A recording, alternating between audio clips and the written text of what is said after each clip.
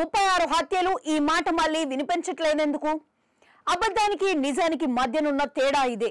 కొద్ది రోజుల క్రితం రెండు తెలుగు రాష్ట్రాలతో పాటు దేశ రాజధాని ఢిల్లీలోనూ ఒక అంశం హాట్ టాపిక్ గా మారటమే కాదు, అందరూ ఆంధ్రప్రదేశ్ గురించి మాట్లాడుకునేలా చేసింది.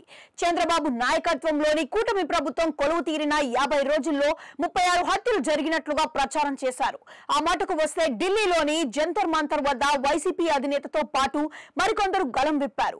వీరికి అండగా ఇండియా కూటమిలోని కొన్ని పార్టీలు అధినేతలు సైతం ఇదే అంశాన్ని ప్రస్తావించడంతో ఏపీలో ఏం జరుగుతోంది?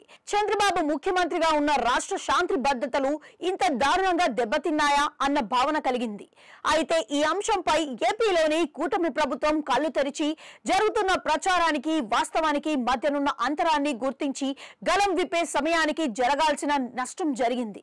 14 జిల్లాల్లో చోటు చేసుకున్న వైసీపీ కార్యకర్త హత్య కేసును టేకప్ చేసిన జగన్మోహన్ రెడ్డి ఏపీలో శాంతి భద్రతలు పూర్తిగా అడుగంటిపోయాయని రాష్ట్రపతి పాలన కోసం డిమాండ్ చేశారు. ఆంధ్రప్రదేశ్ లో పరిస్థితులు ఎంత దారుణంగా ఉన్నాయో తెలుసా అంటూ జగన్మోహన్ రెడ్డి వ్యాఖ్యలతో యావత్ దేశం ఒక్కసారి వైసీపీ వైపు చూసింది.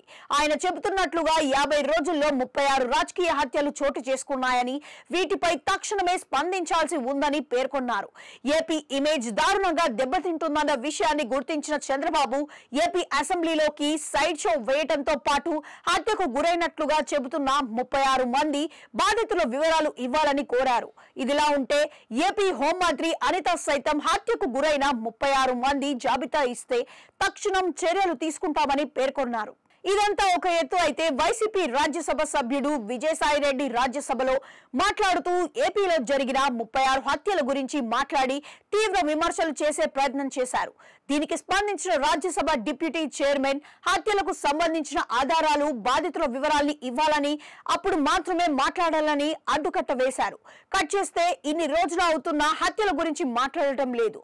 ఆ మాటకు వస్తే వైసీపీకి చెందిన ఎవరూ కూడా 50 రోజుల్లో 36 హత్యల మాట ఇప్పుడు ఎవరి నోట నుంచి రావట్లేదు. దీనికి కారణం అన్ని వైపుల నుంచి వస్తున్న ఒకే ఒక్క ప్రశ్న.